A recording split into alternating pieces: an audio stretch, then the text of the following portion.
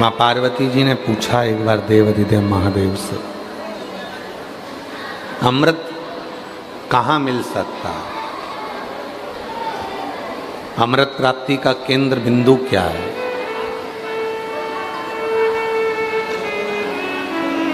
किस जगह पर अमृत की प्राप्ति हो सकती है?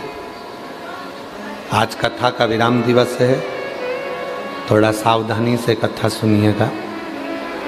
कहते हैं मेहमान घर से जाते हैं तो बच्चों के हाथ में कुछ देकर जाते हैं, और कुबेरेश्वर बाबा की ये शिव पुराण जिस दिन विदा लेती है उस दिन आपकी झोली में कुछ ना कुछ डालकर जरूर जाती है।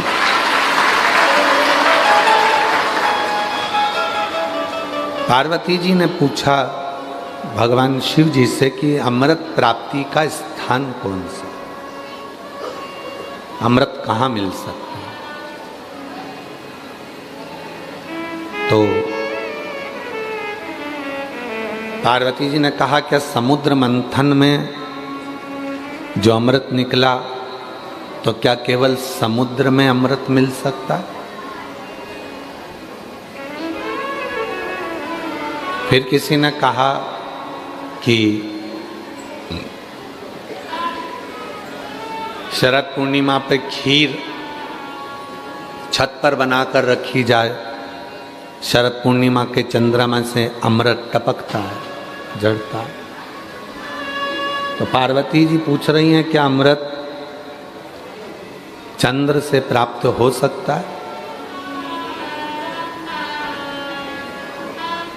फिर किसी कवि ने कहा कि सुंदरता में अमृत होता है, तो क्या सुंदरता में अमृत हो सकता है?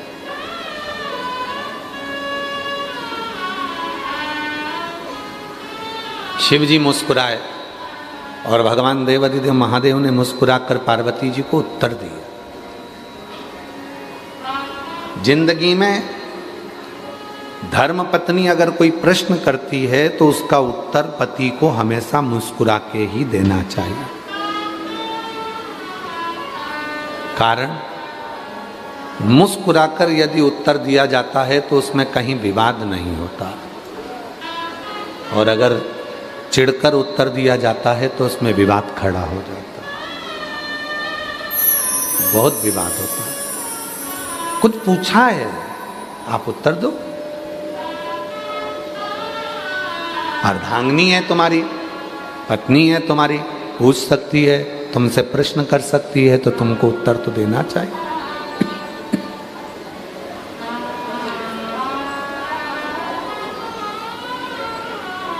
महाराज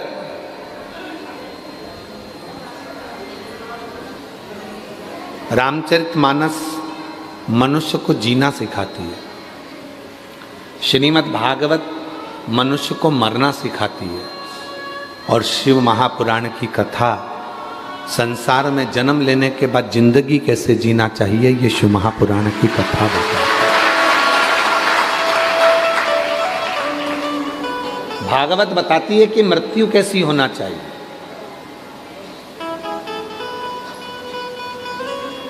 बाणों की सैया पर पड़े हुए भीष्म पितामह, भगवान कृष्ण उनसे मिलने के लिए आते हैं और भीष्म पितामह से कहते हैं कि अब तुम अपने प्राणों को त्यागते क्यों नहीं हो, तुम मरते क्यों नहीं हो, प्राण क्यों नहीं छोड़ते? और भीष्म पितामह कहते हैं कि जिस बाप की बेटी अगर कुंवारी हो और उसकी शादी ना हो तो बाप कैसे मर जाए? भीष्म पितामह से भगवान कृष्ण ने पूछा कि तुम्हारी लड़की है? हाँ, मेरी एक बेटी है। पूरे हस्तिनापुर में चर्चा हो गई कि भीष्म पितामह की भी कोई लड़की है, बेटी है, और जब तक उस बेटी का वो विवाह नहीं कर देते तब तक भीष्म पितामह मरेंगे नहीं, प्राण नहीं छोड़ेंगे। अर्जुन ने युधिष्ठिर से कहा, बड़े भैया पितामह ने तो शादी नहीं करी, फिर उनकी लड़की कहां से आ गई?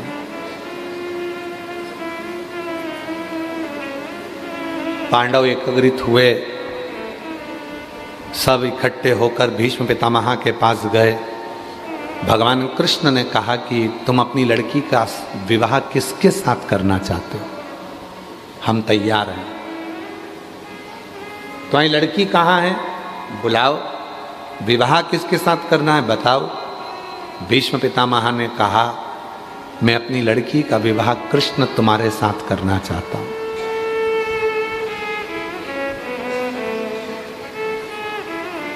भगवान कृष्ण बोले, लड़की तो मैंने देखी नहीं, तो विवाह क्यों करूंगा? भीष्म पितामह मुस्कुराकर बोले, जित्तों से शादी करी 16,108 से, किसको देखा था तुमने? 16,108 में से कितनी लड़कियों को तुमने देखा जिनसे तुमने शादी करी?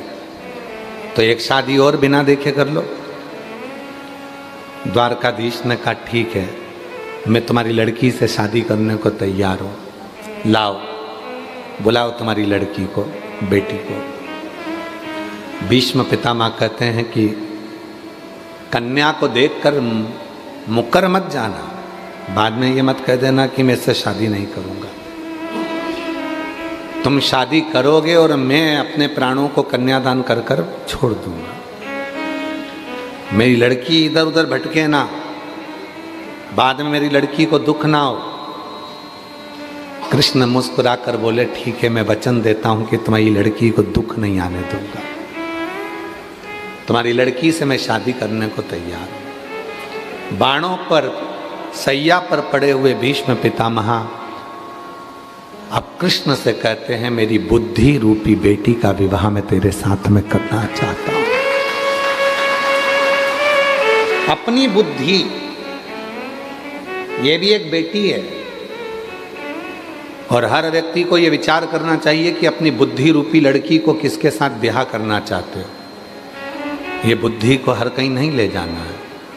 कोई निंदा कर रहा है तो उस बुद्धि को निंदा में ले गए, कोई चुगली कर रहा है तो बुद्धि को चुगली में ले गए, कोई गलत बोल रहा है तो बुद्धि को गलत में ले गए।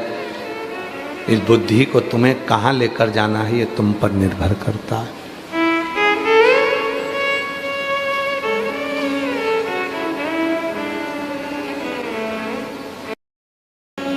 बंसल जी, आज के समय में ये जितने भी श्रोता बैठे हैं और जितने बाहर बैठे हैं और जितने ऑनलाइन सुन रहे हैं अपने अपने घरों में बैठकर, मोबाइल पर, व्हाट्सएप पर, इंस्टाग्राम पर, फेसबुक पर, जितने भी सोशल मीडिया पे सुन रहे हैं, मैं एक एक श्रोताओं से, जितने टीवी पर सुन रहे हैं और जितने यहाँ सुन रहे हैं, मैं सबको खड़े होकर पूछ सकता हूँ कि आपने कहाँ तक पढ़ाई करी है। बुजुर्ग माताएं भी कह देगी कि मैंने भी कहीं 8वीं पढ़ा होगा, 5वीं पढ़ा होगा, 6ठी पढ़ा होगा, 7वीं पढ़ा होगा। कोई कहेगा कि मैंने MBA करा होगा, कोई कहेगा मैंने ये पढ़ाई करी, कोई कहेगा मैंने ये पढ़ाई करी। आज के समय में हर व्यक्ति पढ़ा लिखा है, वो समझता है कि हमको अगर मंजिल तक पहुंचना है और आगे बढ़ना है तो हमें निंदा, बुराई, चुगली, इन सब से दूर हटना है और अपने लक्ष्य को पकड़ना है और आगे बढ़ना है। लक्ष्य अपना हो। अमृत कहाँ मिलेगा, ये पार्वती जी पूछ रही हैं। समुद्र में अमृत है। शिव जी कहते हैं, अगर समुद्र में अमृत होता तो समुद्र खारा ही नहीं होता। मंथन समुद्र में भी नहीं। तो वो जो अमृत मंथन हुआ था, वो अमृत जो निकला था, वो क्या है?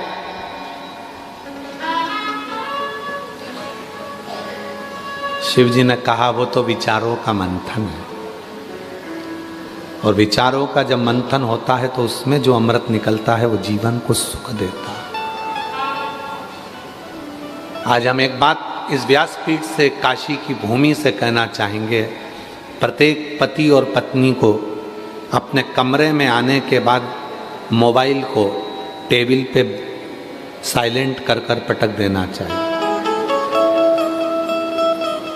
पति कमरे में आया, पत्नी कमरे में आई, दोनों के मोबाइल साइलेंट कर कर एक कोने में पटक दो और अपने अपने विचारों का मंथन करो।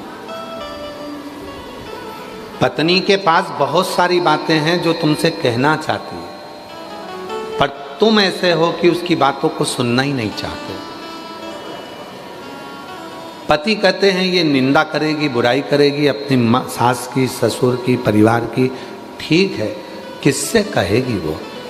अपना मन हल्का करने के लिए अपने पति से ही तो कहेगी। अगर पड़ोसी से कहना चालू कर देगी तो तुमको काली मिर्ची लग जाएगी। कहेगी तो पति से। किससे कहेगी वो? कहेगी तो पति से। अपने केवल मंथन समुद्र का नहीं हुआ, मंथन विचारों का हुआ। विचारों का मंथन। बच्चों को क्या कराना है, कहाँ पढ़ाना है, उनकी एजुकेशन कैसी होना चाहिए, आगे का क्या करना है इनका। पर हम मंथन करते हैं तो दूसरों का करते हैं। सास ने ऐसा बोल दिया, ससुर ने ऐसा बोल दिया, तुम्हारी बहन ने ऐसा बोल दिया, तुम्हारे भाई ने ऐसा बोल दिया।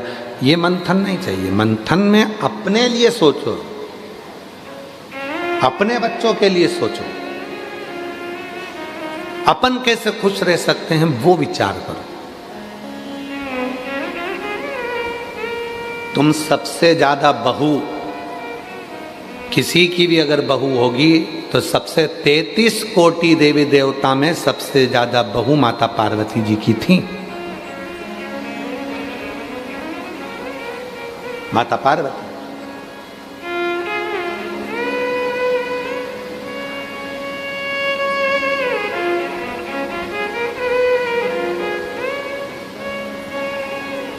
कई माताएं कह देती हैं कि हम हमारी बहू को निभा रहे हैं, बहुएं कहती हैं हम हमारी सास को निभा रहे हैं।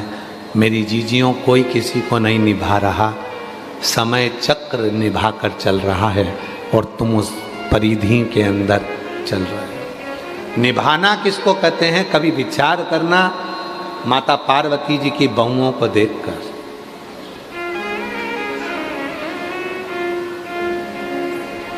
बहुओं को देख। एक माँ छठी रिद्धि सिद्धि,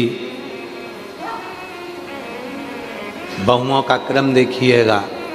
6 लड़कियां, जया, विषहरा, सामरीवारी, दौतली, देव, अशोक सुंदरी। दामाद, बच्चों के बच्चे शुभ और लाभ, उनके बच्चे अमोद और प्रमोद।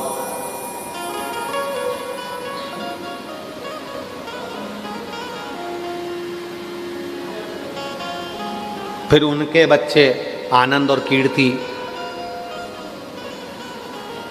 दादा परदादा बनकर भी अपनी बहुओं को निर्वाह कर रही है माँ। क्यों? क्योंकि मंथन पति और पत्नी में है, विचारों का, तो वहां विवाद नहीं होता। आपके यहाँ विवाद किस बात का होता है? विवाद का कारण क्या है आपके यहाँ? विवाद का कारण यह है कि मंथन आप दूसरों का कर रहे हो। पापा ने बोल दिया, मम्मी ने बोल दिया, उसने ये बोल दिया, उसने वो बोल दिया। मंथन अपना करो ना। कल अपने को क्या करना है, आगे कैसे बढ़ना है। बच्चों को एजुकेशन कराना है तो उसकी लाइन पकड़ाना है, उसको वो पढ़ना चाहता है, उसको पढ़ाना है। मंथन करो कि कल कमाई कैसे करेंगे, बच्चों को कैसे पढ़ाएंगे। मंथन वो नहीं है कि अपनी हिम्मत को हार देना, विष निकाल लेना, इसको मंथन नहीं कहा गया।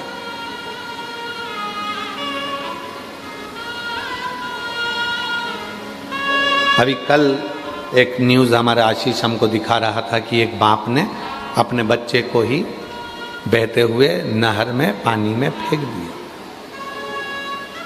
माँ अपने एक बच्चे को लेकर चली गई, बाप के पास एक बच्चा रह गया, दोनों में लड़ाई झगड़ा चल रहा था और बच्चे से, क्या तुमने निकाला? ये अमृत नहीं है, ये विष है, इसको अमृत नहीं कहेंगे। अमृत उसको कहा गया। पार्वती जी ने पूछा क्या समुद्र में से निकला वो अमृत है? शिव जी कहते हैं अगर अमृत समुद्र में होता तो समुद्र खारा नहीं होता। लोग कहते हैं शरद पूर्णिमा पे चांद में से अमृत झड़ता है, लोग अपने अपने घर की छत पे खीर बना बना के रख देते, पीते हैं तो भी मर जाते हैं। तो क्या अमृत चंद्रमा में है? शिव जी कहते हैं अमृत चंद्रमा में होता तो वो घटता नहीं, बढ़ता नहीं, हर बार घटता है, हर बार बढ़ता है, उसमें भी अमृत नहीं है। अमृत के सुंदरता में होता है, तो जो कुरूप है क्या वो मरते नहीं है? अमृत कहाँ है? तब शिव जी पार्वती जी को नंदी पर बिठाए और अमरनाथ ले गए। यही अमृत के लिए अमरनाथ लेकर गए। लोग पूछते हैं अमरनाथ की गुफा में क्या हुआ था। आज विश्वनाथ जी की धरा से इस कथा को सुन लेना कि पार्वती के प्रश्न थे, क्या अमृत समुद्र में है, क्या अमृत चंद्र में है, क्या अमृत संसार में है। तब शिव जी उत्तर देने के लिए पार्वती को अमरनाथ की गुफा में ले गए, नंदी को बाहर छोड़ा, गंगा जी को बाहर छोड़ा, सर्प को बाहर छोड़ा, शिव जी अमरनाथ की गुफा में प्रवेश कर गए। आप सबको मालूम होगा कि 2 बार शंकर जी ने गंगा को अपने सिर से उतारा था। कितनी बार भगवान शंकर ने गंगा जी को अपने सिर से उतारा? 2 बार भगवान शंकर जी ने गंगा को अपने सिर से उतारा था। एक बार जब भगवान शिव विवाह कर रहे थे तब गंगा को सिर से उतार दिया था। अगर गंगा सिर पे रहती, 7 भावर पड़ जाती तो गंगा अर्धांगिनी हो जाती, इसलिए उतार दिया। दूसरी बार गंगा को उतारा था जब अमरनाथ जी की गुफा में कथा को श्रवण कराने के लिए गए, अमृत तत्व को बताने के लिए गए, तब गंगा को बाहर छोड़ दिया। तुम भीतर प्रवेश नहीं कर सकते। सर्प को, नंदी को, सबको उतार कर शिव जी अंदर गए और पार्वती जी के प्रश्न का उत्तर, अगर आप लोगों ने अमरनाथ की कथा का स्मरण यदि करा होगा स्कंद पुराण से, तो कुछ प्रश्न दिए गए, उन प्रश्न का उत्तर शिव दे रहे थे और शंकर भगवान ने तुरंत सारे प्रश्नों के उत्तर का निचोड़ दे दिया। हे पार्वती, संसार का मनुष्य जान नहीं पाता, अमृत उसके कंठ में और उसकी जिह्वा पर बैठा हुआ होता है। कंठ में उसका। आप अपने कंठ से जब निंदा कर रहे हो, बुराई कर रहे हो, अपशब्द कर रहे हो, ताना दे रहे हो, गाली दे रहे हो, आड़ा टेढ़ा बोल रहे हो, तो तुम्हारे कंठ पर विष भरा पड़ा है। और जब आपके अंदर शिव तत्व होगा तो कोई निंदा भी करेगा, बुराई भी करेगा, गाली भी देगा, तो वो अमृत ही झड़ेगा, अमृत ही झड़ेगा। उसमें कुछ दूसरा झड़ना ही नहीं है। चलो एक बात और सुनो, ये एक घड़ा है, उस घड़े में घी भरा है, उसको तुम गाड़ी में लेके जा रहे हो तो उसमें से पानी झलकेगा कि घी झलकेगा? जम के तो बोलो घी। पानी का घड़ा लेकर जा रहे हो और उसमें को गाड़ी में लेके जा रहे हो तो उसमें से गन्ने का रस झलकेगा, घी झलकेगा, तेल झलकेगा कि पानी झलकेगा? पानी झलकेगा। जो घड़े के अंदर होगा वही झलकेगा।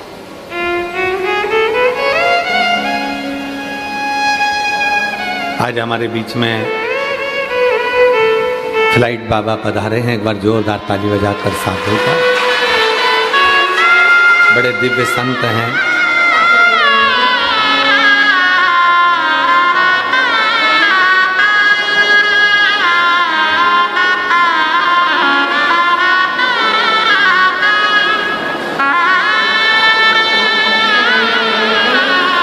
फ्लाइट बाबा बड़े दिव्य संत हैं। बैंक में अकाउंट नहीं है, पृथ्वी पर मकान नहीं है, जो झोली कंधे पर टांग के चलते हैं यही बैंक है और यही घर है। एक बार जोरदार ताली बजाने के लिए साथी।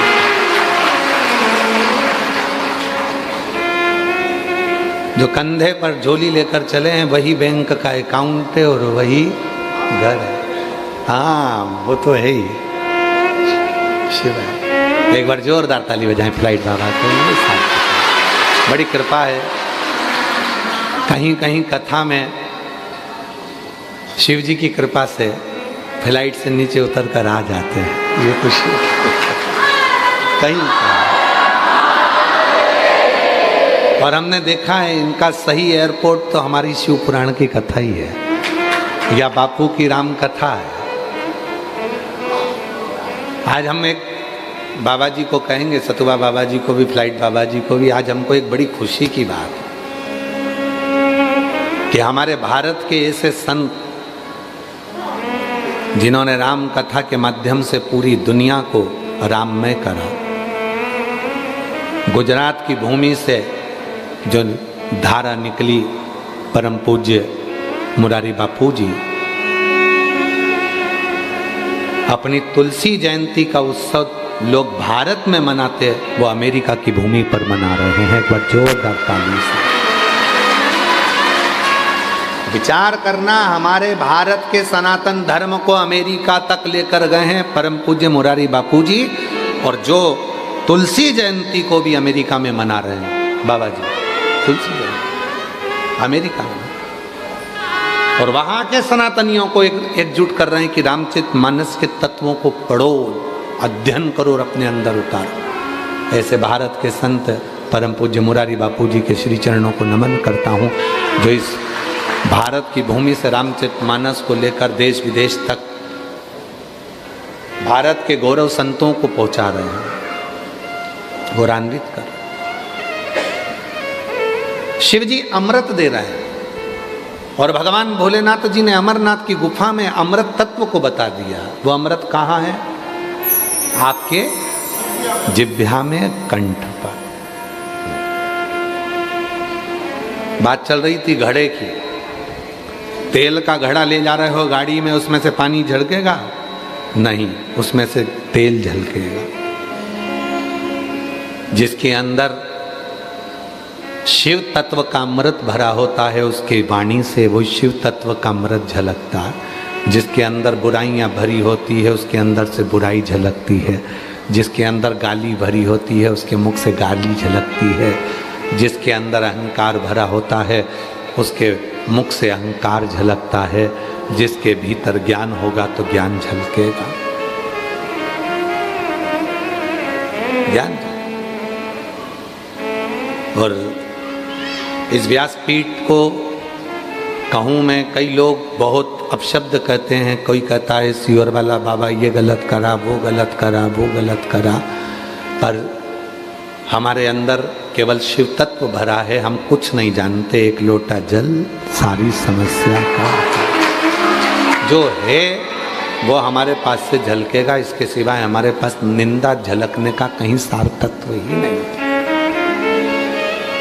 कोई सार।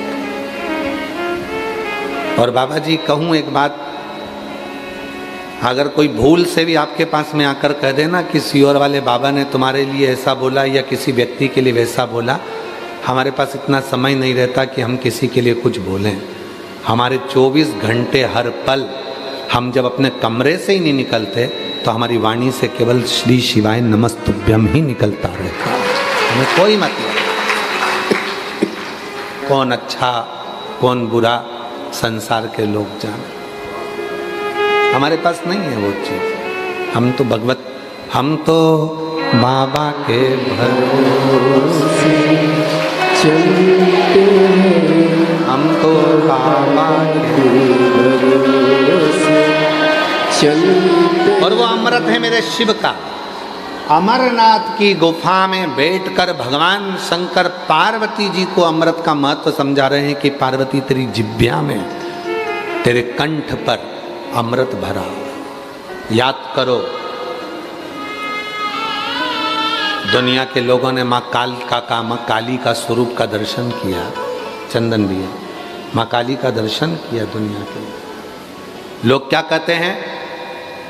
माता ने अपने पति के ऊपर लात रखी और जिह्वा बाहर निकाली।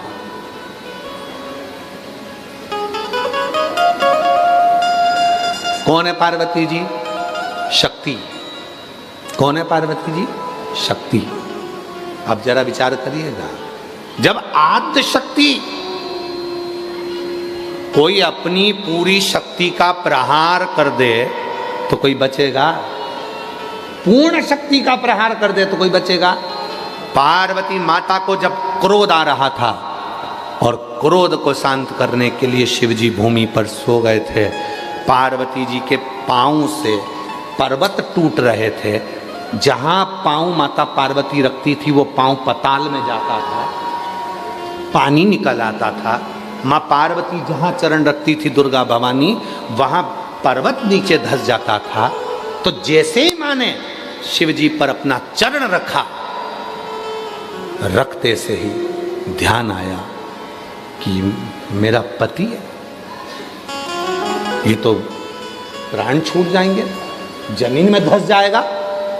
जीवान बाहर निकाल दी। याद आया माँ पार्वती को कि पति ने कहा था कि जिह्वा में अमृत होता है। जो अमृत की जिह्वा बाहर निकाली और उस जिह्वा के अमृत से शिव तत्व पर जो किरण पड़ी, भगवान शंकर को कुछ नहीं हुआ। पार्वती जान गई ये जिह्वा में अमृत है। जिह्वा में लोग उसका गलत मतलब निकालते हैं कि पति पे लात रखी इसलिए जीवान बाहर कर दी। ना ना ना,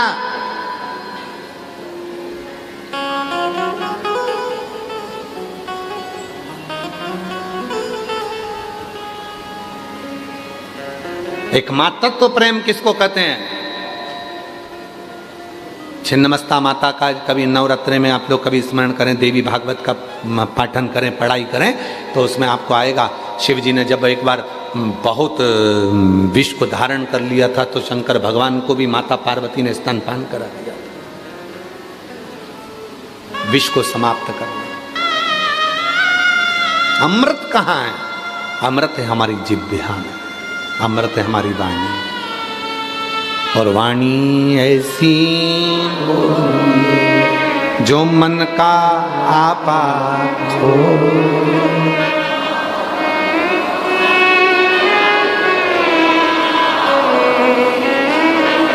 पर आज के जमाने में वाणी ऐसी बोलिए जो जम के झगड़ा होए, पर उससे मत बोलिए जो तुमसे तगड़ा। आज का जमाना विचित्र है, लोग वाणी ऐसी बोलते हैं जिसमें झगड़ा हो जाए, लड़ाई हो जाए, कुछ हो जाए। नहीं, प्रेम की वाणी। और वो प्रेम की वाणी किसको कहते हैं? आप सबने सुना होगा सदानंद कार्तिकेय जी के कितने मुख हैं, कार्तिक बाबा के कितने चेहरे हैं? 6। मंदिर में जाते हो तो कार्तिकेय जी के 6 चेहरे देखते होगे। कार्तिकेय बाबा को कार्तिक नाम किसने दिया? कृतिका। कृतिका कौन थी? कौन थी कृतिका? अरे भाई, भगवान शंकर के तेज पुंज को लेकर अग्नि देवता चले। इतना तेज था उस तेज पुंज में, इतनी अग्नि थी उस तेज पुंज में, कोई दूसरा देवता उस अग्नि को अपने पास में नहीं रख सकता। तो अग्निदेव ने उसको झेला। अग्निदेव स्वयं अग्नि। फिर अग्नि से भी वो ना झिलाया, तेज पुंज गंगा जी को दे दिया। मां गंगा जी को दिया। गंगा जी उस तेज पुंज को लेकर आगे बढ़ी तो गंगा जी के जल में उछाले पड़ने लगे और गंगा जी उछलने लगी। कहते हैं घाटों को गंगा जी ने छोड़ दिया, इतनी उछली मां गंगा, इतनी उछली। गंगा जी ने उस तेज पुंज को देखकर विचार करा क्या करें हम इसका। तो गंगा जी ने 6 धार बना दी, 6 धार, 6 स्वरूप बना दी। वो 6 स्वरूप एक वन में आ गए, घाट पे किनारे लग गए। पूछा अब क्या होगा इन 6 बच्चों का? क्या होगा? और शास्त्र क्या कहता है? तारकासुर को मारने के लिए तारकासुर ने जो वर मांगा था कि मैं मरूं तो शिव जी के पुत्र के द्वारा मरूं, पर वो पुत्र भी कितने दिन का होना चाहिए? कितने दिन का पुत्र होना चाहिए?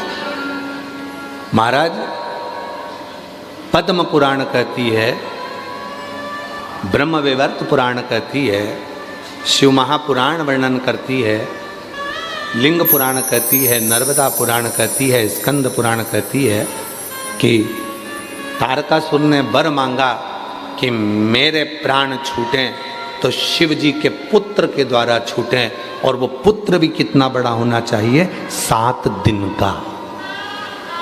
कितने दिन का? बच्चा 7 दिन का होना चाहिए जो मेरे को मारेगा, वो बच्चा 7 दिन का होना चाहिए जो मेरे प्राणों को छुड़ाएगा। शिव महापुराण, भागवत पुराण, ऐसी कई पुराणे हैं जिनको 7 दिन में पूर्ण करा जाता है। क्यों?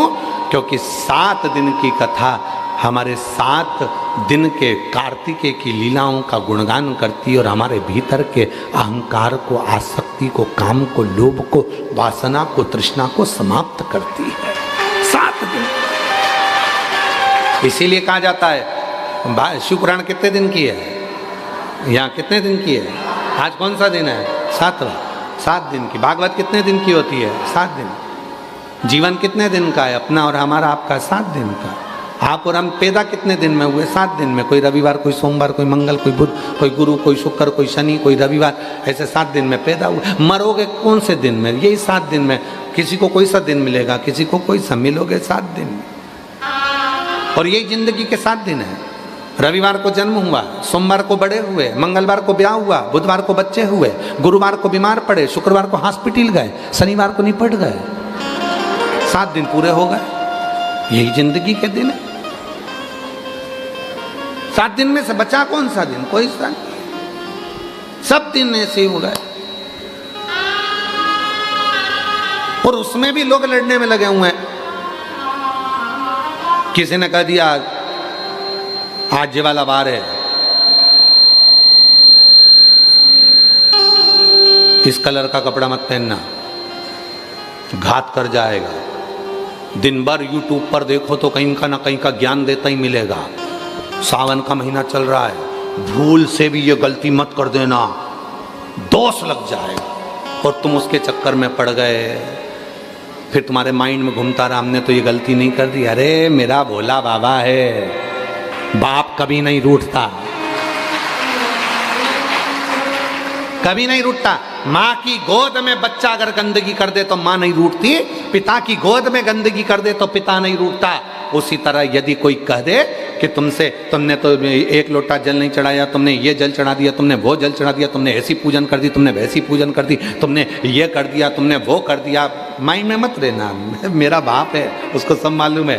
मैं क्या छुपाऊं? तिजोरी में जो भरा पड़ा है वो भी उसको मालूम है, और मेरे मन में जो भरा पड़ा है वो भी उसको मालूम है। तो छुपाऊं क्या? खाक क्या छुपाऊं मैं उससे? और तुम्हारे छुपाने से पड़ोसी से छुप सकता है, पति से छुप सकता है, पत्नी से छुप सकता है, बच्चों से छुप सकता है, उससे छुप सकता है नहीं, कुछ नहीं छुपा है।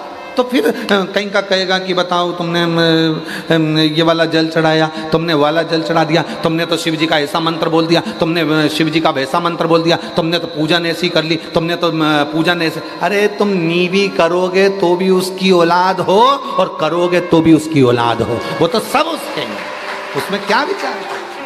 गलत ना सोचिए। आज गुरुवार है तो मेरे को ये वाला कपड़ा पहनना पड़ेगा, महाराज जी बोले थे ये वाला चीज खाना। अब मालूम पड़े महाराज जी ने बताया था कि चने की दाल की चीज खाना, खा गया, 3 दिन से हॉस्पिटल में लूज मोशन में पड़ा। फिर किसी ने कहा आज ये वाला वार है तो ये चीज खाना, आज मंगलवार है तो लाल चीज का सेवन करना, तो तू ये करना। अरे महाराज जी ने ये नहीं बोला कि रविवार तेरा है, सोमवार तेरा है, लो संभालो बाबा जी परिवार तेरा है। रविवार तेरा है, सोमवार तेरा है, अच्छा सोमवार, मंगलवार तेरा है, बुधवार तेरा है, गुरुवार तेरा है, शुक्रवार तेरा है, शनिवार तेरा है, परिवार तेरा है, लो संभालो बाबा जी परिवार तेरा। जब रविवार उसका, सोमवार उसका, मंगलवार उसका, बुधवार उसका, गुरुवार उसका, शुक्रवार उसका, शनिवार उसका, तो तुम्हारा परिवार भी उसी का तो है। फिर क्या विचार करना। आज सोमवार है, हम मंदिर जाएंगे, बाकी के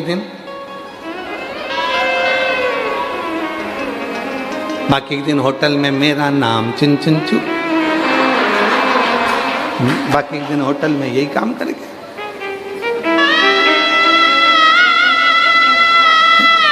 आज सोमवार है, मंदिर जाएंगे, बाकी के दिन लोगों के प्राण खाएंगे, हम मंदिर ना जाएंगे। शिव महापुराण ने क्या करा?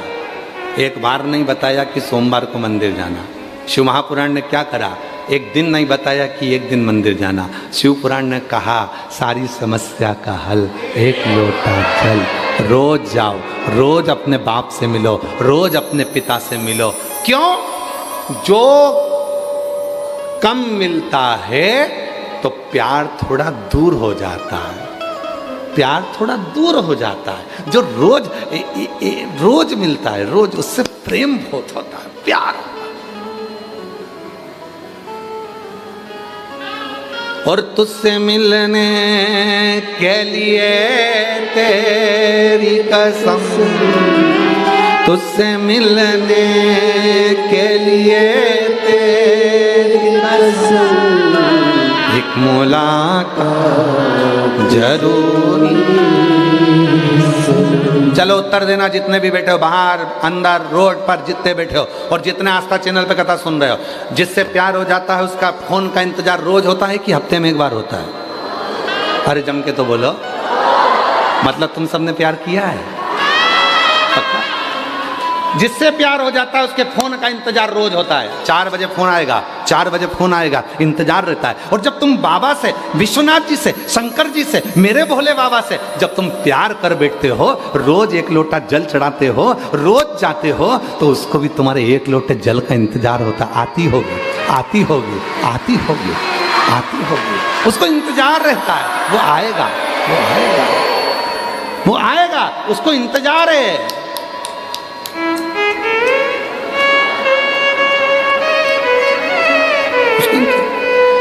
नंदी कमला नहीं आई रे, नंदी गया देखने के लिए काल भैरव तक। काल भैरव को सूचना दी, देख तो रे कमला क्यों नहीं आई रे? काल भैरव ने संकट मोचन को सूचना दी, देख क्या इसको कौन सा संकट आ गया, जा जल्दी जा। संकट मोचन गए, संकट मोचन ने महागौरी के पास गई, महागौरी से कहा जाओ देखो जरा कमला नहीं आई। इतने में महागौरी ने संकट मोचन जी से कहा चल दी है घर से लोटा लेके। आ रही थी, गोबर में पांव फिसल गया था तो वापिस गई घर, इसलिए थोड़ी लेट हो गई है। आ रही, खबर पहुंची काल भैरव जी के पास। काल भैरव ने दी नंदी को, नंदी को। नंदी ने जाकर विश्वनाथ जी से कहा चिंता मत करो, निकल गई है, आ रही है, आ रही है। और जब वो बुलाता है सारे रास्ते क्लियर कर देता है, चल तो जाता है। नौकरी करने के लिए कितने लड़के लड़कियां बैठे हैं जो अप्लाई करते हैं? जो नौकरी के लिए अप्लाई कर रहे हो आप लोग, तो नौकरी करने वाले लड़का लड़की फॉर्म भरते हैं। जब रेलवे की नौकरी निकलती है, शिक्षक की नौकरी निकलती है, पुलिस की नौकरी निकलती है, आर्मी की नौकरी निकलती है, सारी पीडब्ल्यूडी की नौकरी निकलती है, गवर्नमेंट की जितनी नौकरियां निकलती हैं उसके लिए लाखों फॉर्म भराते हैं बाबा जी, लाखों फॉर्म भराते हैं। क्या सबका सिलेक्शन हो जाता है? जम के बोलो नहीं। लाखों में से कुछ हजार, हजार में से भी फिर 100, 200, 500 उनका सिलेक्शन होता है। आप खुश होना, काशी में मुस्कुराना कि इतनी सारी काशी भरी पड़ी है, पर उसमें से कथा सुनने का सिलेक्शन हमारा हुआ है। सिलेक्शन, और ये नौकरी पक्की हो गई, तनख्वाह उसकी चालू हो गई। 3 महीने बाद मिलना प्रारंभ। जिसने कथा सुनी, बाहर सुनी, अंदर सुनी, कहीं पर भी बैठकर, सोशल मीडिया में, टीवी पर, कहीं पर बैठकर सुनी, तुम्हारी तनख्वाह पक्की हो गई निश्चित।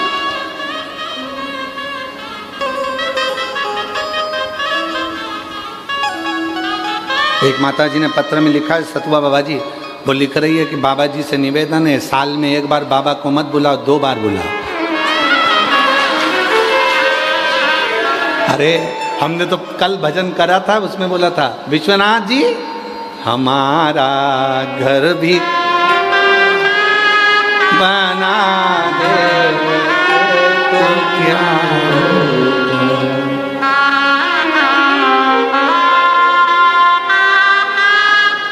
है ना। सतुआ बाबा जी का जो धाम है वो तो विश्वनाथ जी का धाम है, और विश्वनाथ जी का जो धाम है वो अपने बाप का ही तो घर है, वहीं तो हमारा निवास है। बना देते तो क्या होता, बना देते तो क्या होता, हमें भी काशी में अपनी बुला लेते तो क्या होता, हमें भी काशी में अपनी बुला लेते तो क्या होता। प्रेम करो भगवान से, और जब बाबा से प्रेम हो जाएगा फिर कुछ नहीं सूझेगा, फिर तो वो इंतजार करेगा, आएगी आएगी और आएगी, फिर वो बोल के जाएगी। कई लोग कह देते हैं कि भगवान से कभी कुछ नहीं मांगना चाहिए, सियोर वाले महाराज ने तो सबको मांगना सिखा दिया। जो आता है शिव जी के मंदिर में, कहीं गेहूँ चढ़ा जाता है, कहीं ये चढ़ा जाता है, कहीं वो चढ़ा जाता है। अरे सियोर वाले महाराज जी ने सबको मांगना सिखा दिया। अरे मांगना इसलिए सिखाया क्योंकि हमने अपने बचपन में सीखा था। जब हम छोटे थे अपनी मम्मी से कहते थे, मम्मा आज चटनी अच्छी बनी है, 1 रोटी और ला दो। माँ खुश होकर 2 रोटी देकर जाती थी। पापा मुझे ये खिलौना अच्छा लगा है, पापा खिलौना दिला देते थे। उसी तरह भगवान विश्वनाथ हमारे बाप हैं, अपने पापा से नहीं मांगेंगे तो क्या पड़ोसी से मांगेंगे? अपने पिता से मांगे ना। सनातन धर्म में और अन्य धर्म में यही अंतर है। सनातन धर्म परमात्मा को पाना चाहता है, और अन्य धर्म उनका पेट ही नहीं भराया नीचे आने के बाद, तो भी उनको एक से बढ़कर एक हूर चाहिए। तो भी सनातन धर्म में परमात्मा से प्यार किया जाता है। यहाँ परमात्मा उनको तो ईश्वर से, ईश्वर से। और तुझे ना देखूं तो चैन मुझे आता नहीं, तेरे सिवा कोई मुझे भाता नहीं। आता ही नहीं कुछ। जब तक शिव ना दिखे, जब तक शंकर ना दिखे, जब तक विश्वनाथ ना दिखे, जब मैं रोज 1 लोटा जल चढ़ाने के लिए जाती हूँ, जिस दिन मैं जल चढ़ाने ना जाऊं उस दिन मेरे को बेचैनी हो। आज मैं गई नहीं, आज मैं मंदिर नहीं गई, आज मैंने कथा नहीं सुनी, आज मैंने सियोर वाला बाबा के कथा सुनी नहीं, टीवी पे नहीं सुन पाई, मोबाइल में नहीं सुन पाई, बेचैनी लगने लगे, तो समझ लेना कि कहीं मुझे प्यार हुआ तो नहीं। इसी को इसमें कहते हैं, ये शिव से प्रीत है, ये शंकर से प्रीत है, ये भगवान से प्रीत है, हम उससे जुड़ जाएं। तेरे सिवा कोई और मुझे भाता नहीं, मेरे दिल में कोई और आता नहीं। ये इसी को प्रेम कहते हैं। कितना सुंदर कहा।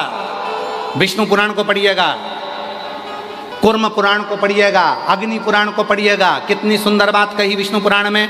ब्रज की धरा पर जाकर, ब्रज की भूमि पर जाकर, अयोध्या की भूमि पर जाकर, जगन्नाथपुरी में जाकर, द्वारकापुरी में जाकर, मथुरापुरी में जाकर, जितनी पुरियां हैं इन सारी पुरियों में जाकर, जो उस पुरी में जाकर भगवान शंकर को ढूंढता है, उसे राम और कृष्ण सरलता में मिल जाते हैं, सरलता में मिल जाते हैं। और हम क्या करते हैं, अयोध्यापुरी गए तो राम जी को ढूंढने का प्रयास करते हैं। आप अयोध्यापुरी जाना तो कभी शंकर जी का मंदिर ढूंढना, एक लोटा जल शंकर जी के मंदिर को ढूंढना अयोध्या में और चढ़ा के आ जाना, राम जी तुम्हें ढूंढना चालू कर देंगे। कहाँ गई?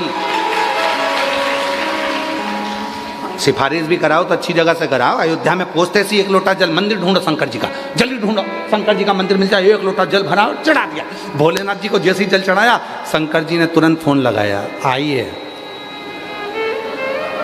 भानुमति की छोरी, गप्पो की बाई की लड़की आई है, दर्शन दे देना, अब तुम्हारे लिए सारे रास्ते खाली।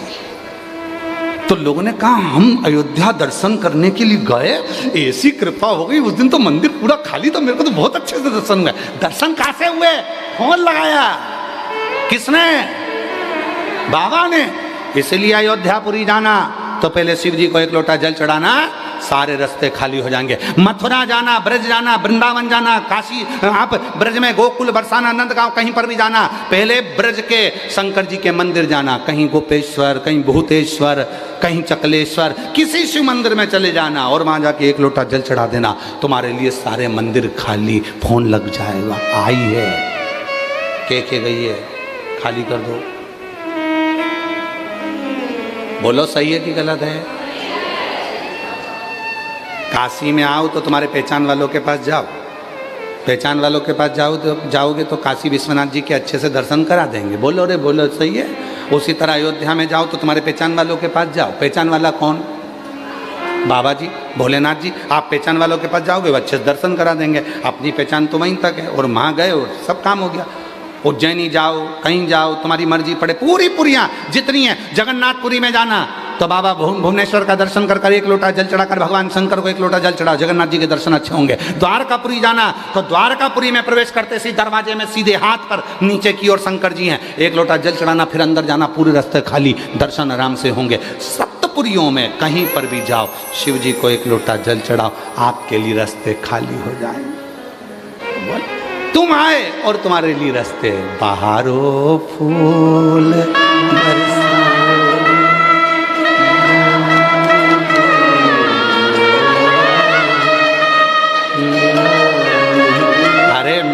मेरा बाबा का भक्त आया है, मेरे बाबा।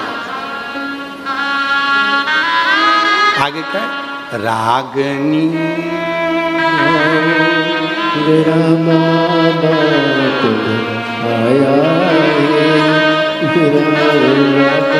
और केवल यहीं तक नहीं है, ध्यान लगाकर सुनना। जितने लोग विश्वनाथ जी की पवित्र धरा से कथा श्रवण कर रहे हैं उनसे निवेदन करना चाहूंगा, जितने शिव जी की कथा को श्रवण कर रहे हैं उनसे निवेदन करना चाहूंगा, ये केवल यहीं तक नहीं है। शिव महापुराण की कथा में वर्णन आता है, यहां तक हमारे शास्त्र कहते हैं, जब कोई भगवान राम जी का भक्त प्राण को त्यागता है, कृष्ण जी का भक्त प्राण को त्यागता है, विष्णु जी का भक्त प्राण को त्यागता है, तो बैकुंठ से विमान आता है। बोलो सही है कि गलत है? जम के तो बोलो, कहाँ से विमान आता है? बैकुंठ। तुम बोल क्यों नहीं रहे? तुम्हारे लिए अभी थोड़ी ना आ रहा है, तुम बोलो तो। जब भगवान नारायण का, भगवान ब्रह्मा जी का, भगवान राम जी का, भगवान कृष्ण जी का जब कोई भक्त प्राणों को त्यागता है तो बैकुंठ से विमान आता है, बैकुंठ से पार्षद आते हैं, वो लेकर जाते हैं। पर जब शिव जी का कोई भक्त, शिव पुराण सुनने वाला, जल चढ़ाने वाला जब प्राणों को त्यागता है, विमान कुछ नहीं आता, वो खुद ही आता है, नंदी पर बिठाता है, लेकर चला जाता है।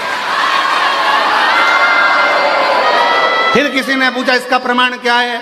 तो शिव महापुराण की विद्येश्वर संहिता को चालू होने से पहले शिव महापुराण के महत्तम में लिखा है, देवराज नाम का ब्राह्मण चोरी का धन लेकर शंकर जी के मंदिर में गया, चोरी का धन लेकर गया था, शिव पुराण की कथा सुन ली थी, शिव जी के मंदिर में गया था, बाहर निकला, प्राण छूट गए तो उसको लेने के लिए कोई नहीं आया, शंकर भगवान नंदी लेकर आए और उसको बिठाया नंदी पे, शंकर जी पकड़े नंदी को और चल दिए। तो इतने में इंद्र ने पूछा, बाबा ये तो चोर है और तुम इसको नंदी पे बिठा कर ले जा रहे हो, भगवान शंकर जी बोले इसने शंकर जी के मंदिर में शिव पुराण की कथा सुन ली थी, इसलिए इसको नंदी को पर बिठाकर मैं लेकर जा रहा हूँ। तो तुम इसको पैदल क्यों लेके जा रहे हो? कि ये मेरा भक्त है ना, तो भक्त के लिए तो मैं पैदल नंगे पैर दौड़ कर आता हूँ और अपने भक्त को लेकर जाता हूँ।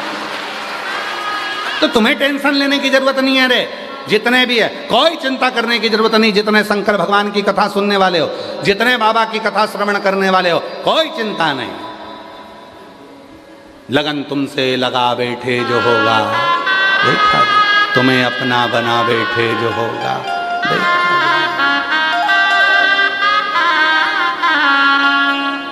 हमें उससे लगन जोड़ी है, हमने उससे प्रीत जोड़ी है, उससे प्रीत। अब तारकासुर कह रहा है कि 7 दिन के बच्चे से भगवान शंकर के पुत्र हों, 7 दिन के हों, वो मुझे मारे। अब 7 दिन का बच्चा कैसे मारे, कैसे मारे? ठीक है, ब्रह्मा जी बोल दिए तथास्तु।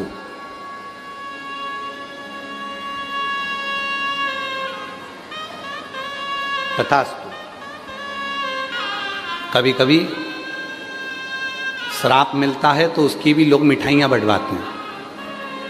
चंदन भैया, श्राप मिलता है उसकी भी मिठाई बंटती है। किसने बंटवाई थी? श्राप मिलने के बाद मिठाई किसने बंटवाई थी? बताओ, उत्तर दो। चलो, काशी में बैठे हो सब, बड़ी शानदार आनंद के साथ उत्तर दो। श्राप लगा और उसके बाद मिठाई बंटवाई थी, कौन थे वो? ना राजा दशरथ। राजा दशरथ जिनके घर में संतान नहीं थी, मृगा करने के लिए गए थे। श्रवण कुमार के माता पिता को, श्रवण कुमार को बाण लग गया था। श्रवण कुमार को बाण लगा था और उनके माता पिता ने क्या श्राप दिया था? मैं अपने पुत्र के वियोग में प्राणों को त्याग रहा हूं। सुनो अवध नरेश, तुम्हें भी अपने पुत्र के वियोग में प्राण त्यागना पड़ेंगे। दशरथ जी ने आकर मिठाई बंटवाई। मेरे यहाँ तो बच्चे का चांस ही नहीं था। अब संत बोले हैं कि पुत्र के वियोग में प्राण त्यागोगे मतलब बच्चा तो होगा, संतान तो होगी, निश्चित है। बंटवाओ जरा मिठाई बंटवाओ। भले मर जाऊंगा पर लोग ये तो नहीं कहेंगे ना कि औलाद नहीं थी। हो संत ने कहा मैं पुत्र के वियोग में प्राण त्याग रहा हूं, तो तुम्हें भी पुत्र के वियोग में प्राण त्यागना पड़ेगा। मिठाई बंटवा, पूरे अयोध्या में मिठाई बंटवा। तो लोगों ने पूछा मिठाई किस बात की है? तो क्या आज श्राप लगा है? और कितनी सुंदर बात है बाबा जी, कितनी सुंदर बात है। जब कोई गाली दे, आप शब्द कहे, ताना दे, समझ लेना कि तुम्हारी उन्नति की सीढ़ी पे तुम चढ़ चुके हो, चढ़ चुके। दशरथ जी ने कहा मिठाई बंटवाओ, सब दूर। और सब दूर मिठाइयाँ बटी, सब दूर। क्योंकि दशरथ जी को मालूम पड़ गया था मेरे घर में औलाद जरूर आएगी, पुत्र आएगा, पुत्र आएगा। अब उसके याद में मुझे प्राण त्यागना पड़ेंगे, ये भी पक्का है। पर अब आस की ज्योति तो जल गई ना कि आएंगे राम। अब ये तो हो गया ना कि आएंगे, ये तो पक्का है।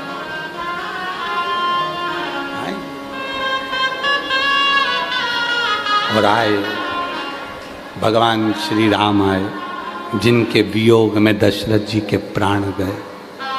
प्राण तो कोई अगर तुमको कुछ कह रहा है, तारकासुर ने मांगा मेरे को 7 दिन का बालक मारे भगवान शिव जी का, तो मैंने कहा ठीक है ये भी चलेगा, कोई दिक्कत वाली बात नहीं, टेंशन मत लो। आजकल की औलादें तो एक्सपर्ट पैदा हो रही है।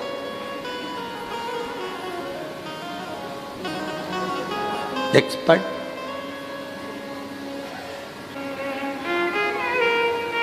शिव कथा कह रहे हैं।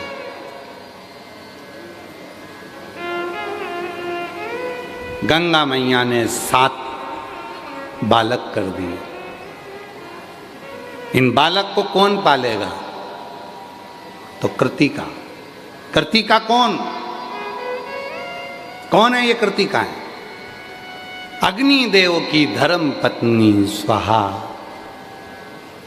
एक बार अग्निदेव का ध्यान सप्त ऋषियों की पत्नी की ओर गया। उनकी सुंदरता को देखा तो स्वाहा से कहा कि सप्त ऋषियों की पत्नियां इतनी सुंदर हैं। उनका गुणगान जैसे ही सुना, स्वाहा ने सप्त ऋषियों की पत्नी का रूप रखा और अपने पति अग्निदेव के पास गए। एक एक ऋषि की पत्नी का रूप रखकर जब अग्निदेव के सामने स्वाहा प्रकट होती है, केवल सप्त ऋषियों में से एक थी अरुंधति, जिसका रूप स्वाहा नहीं रख पाई थी। अरुंधति का रूप स्वाहा नहीं रख पाई, क्योंकि अरुंधति सप्त ऋषियों की एक ऋषि की ऐसी धर्म पत्नी थी, वो अरुंधति की भगवान शिव की उपासक थी। और शंकर का जो उपासक होता है, शिव का जो उपासक होता है, ना तो उसके जैसी नकल करी जाती है, ना उसके जैसी अकल आ पाती है, ना उसके जैसे विचार आ पाते हैं। आप बुराई कर सकते हो, निंदा कर सकते हो, गाली दे सकते हो, पर उसके जैसी भीतर शांति शीतलता नहीं ला सकते। अरुंधति का रूप अग्निदेव की धर्मपत्नी स्वाहा नहीं रख पाई। शिव की साधक थी अरुंधति, शिव की उपासक थी, रूप ही नहीं रख पाए।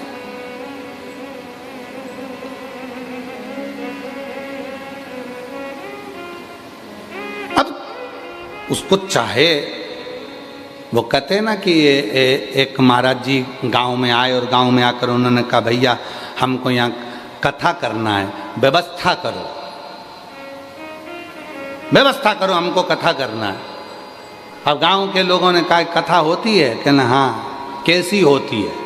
कहने लगे हम बोलेंगे, तुम सुनना। तो कि उसके लिए व्यवस्था क्या चाहिए? तो कि बैठने की व्यवस्था करो।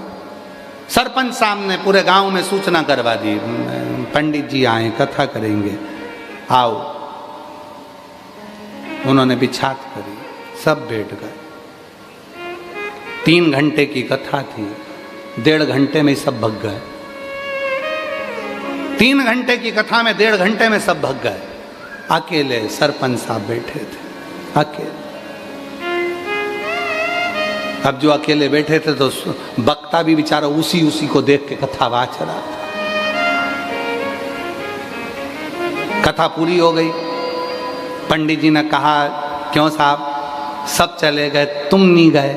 कि चला तो मैं कब का जाता, पर मेरी धोती पे तो तुम बैठे थे। नीचे जो बिछी थी वो सरपंच साहब ने अपनी धोती बिछा रखी थी और उसी धोती पे पंडित जी बैठे रहे। चला तो मैं कब का जाता, पर धोती के चक्कर में बैठे थे, धोती के चक्कर। बाबा जी, कई लोग हमने कथा में देखा, पंडालों में कई लोग कथा सुनने के लिए आगे आगे जगह संभाल के बैठ जाते। क्यों? कैमरे में आएंगे, कैमरे में आएंगे, कैमरे में। अरे क्या सोचना, उसकी निगाह में रहना, उसकी निगाह।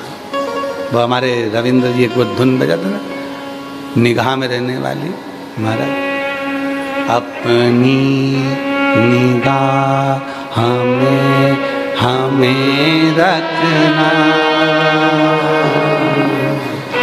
सीखें हम नेक राह पर चलना,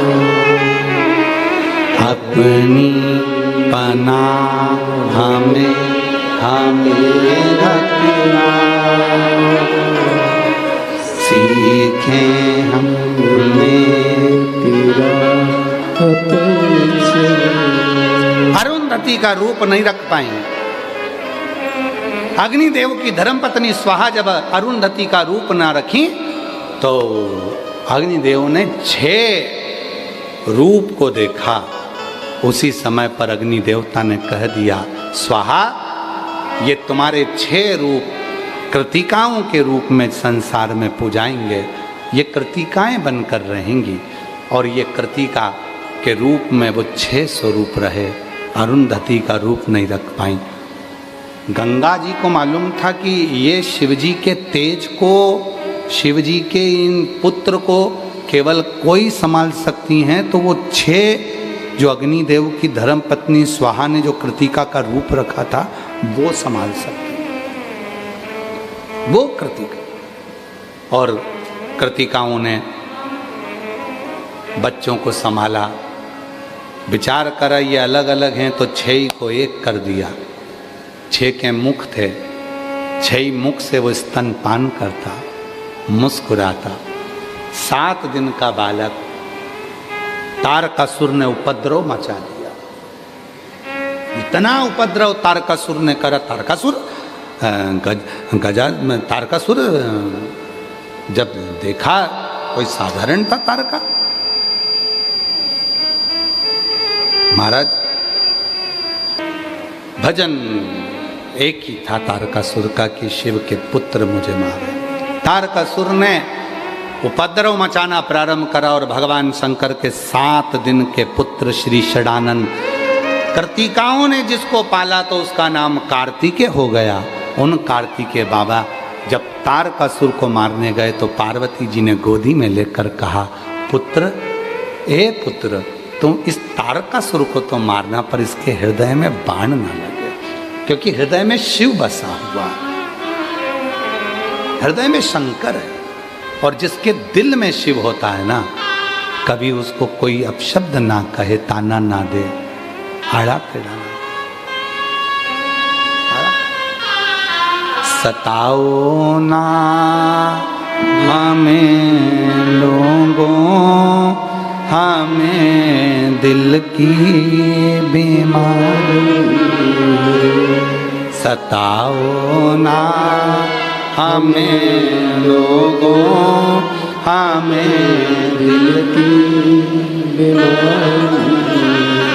हमारा वेद दुनिया में वो डमरू धारी है।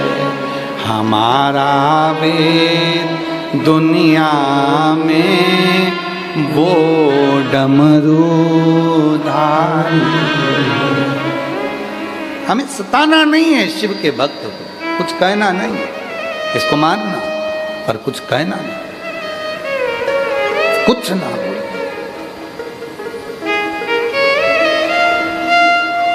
कुछ नहीं। महाराज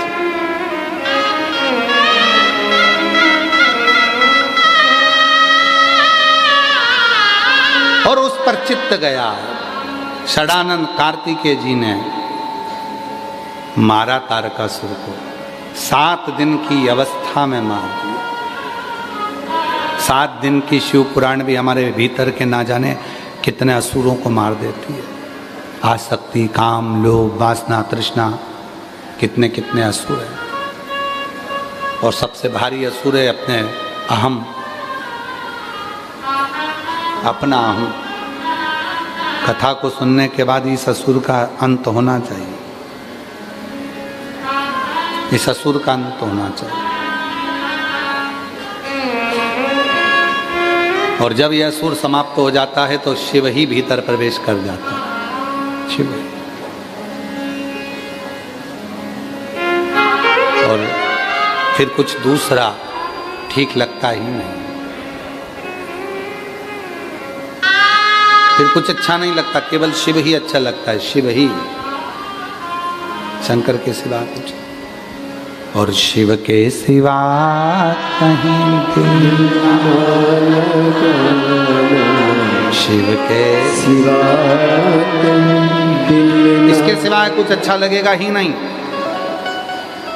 वरना पड़ेगा तुझे आंसू बहाना, वरना पड़ेगा तुझे आंसू बहाना।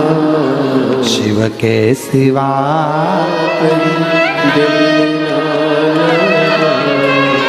शिव के सिवा। और सुने, लिंग पुराण का एक चरित्र सुने।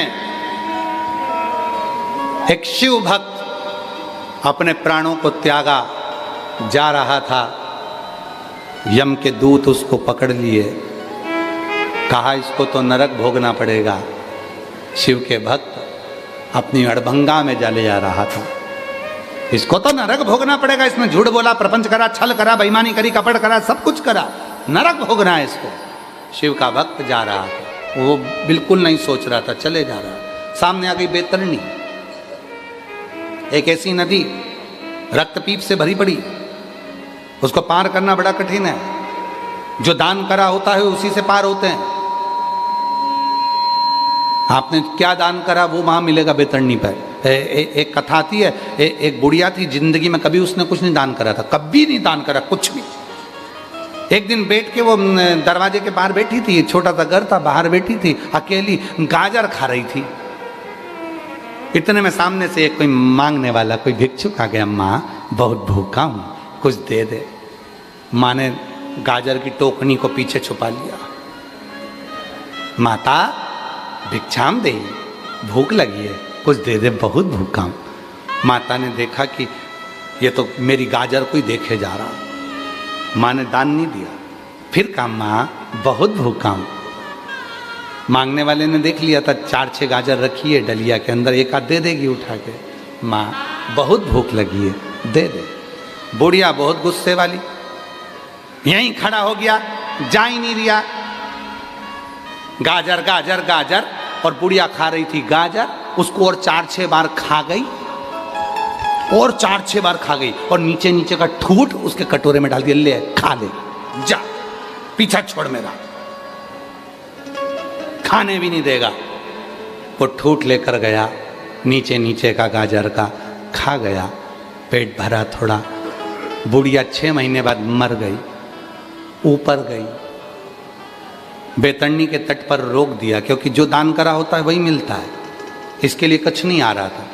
इतने में सामने से गाजर आ रही थी बुढ़िया के लिए। आवाज आई, ए बूढ़ी, ए बुढ़िया, गाजर को पकड़ लो, तुम बैतरणी पार हो जाओगे। ये वो नदी है जहां दान किया जाता है, वो सामने आता है और उसको पकड़कर पार उतरा जाता है। बुढ़िया ने गाजर पकड़ ली। बुढ़िया के रिश्तेदार इससे ज्यादा कंजूस थे, उन्होंने कुछ नहीं दान करा था तो सब बैतरणी पे पड़े थे। उन्होंने तुरंत देखा अपनी बुढ़िया, अपनी काकी आई है, अपन भी पकड़ लो। उन्होंने गाजर पकड़ ली, रिश्तेदारों ने, उन्होंने देखा ये तो मेरी देवरानी, ये जेठानी, ये मेरी मौसी, ये मेरी मामी, ये मेरे रिश्तेदार, ये मेरी बुआ, सब आई, सबने पकड़ ली। अपनी बहन की गाजर है, पकड़ो। और सबने गाजर पकड़ ली, और किसी किसी से गाजर नहीं पकड़ा, यही तो बुढ़िया के पांव पकड़ लिए गुस्से। अब बुढ़िया गाजर चली बैतरणी पार होने के लिए, सबने पकड़ रखी थी। बुढ़िया के मन में आया, मेरी गाजर काय को पकड़ा हूं इनको, इन्होंने मेरा कौन सा साथ दिया था। एक को धक्का मारा, नीचे पटक दिया, दूसरे को धक्का मारा, नीचे पटक, तीसरे को धक्का मारा। देवरानी बहुत तेज थी, उसने पांव पकड़ के रखा, नहीं छोड़ो, जा नहीं छोड़ो। और वो देवरानी ने पांव नहीं छोड़ा, और बुढ़िया गाजर से छोड़ छोड़, अब नहीं छूटे तो उसने एक हाथ से उसको छुड़ाया, जब एक हाथ से नहीं छूटी तो दूसरी से भी छुड़ाया। गाजर बेकूं चली गई, बुढ़िया उन सब नीचे रह गई।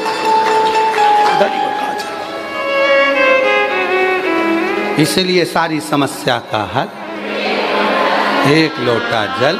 तुम जो शिव जी को एक लोटा जल चढ़ा रही हो, बैतरणी का रास्ता तुमको नहीं देखना पड़ेगा, तुम्हें गंदी नदी नहीं मिलेगी। तुम्हारे लिए तो जो एक लोटा जल दिया है उसकी पवित्र नदी गंगा बहकर आएगी और तुम्हें पार कर देगी। जो तुमने धर्म करा, जो तुमने दान करा, जो तुमने पुण्य करा, सत्कर्म करा, वो सामने है, सम्मुख आएगा, वो सामने।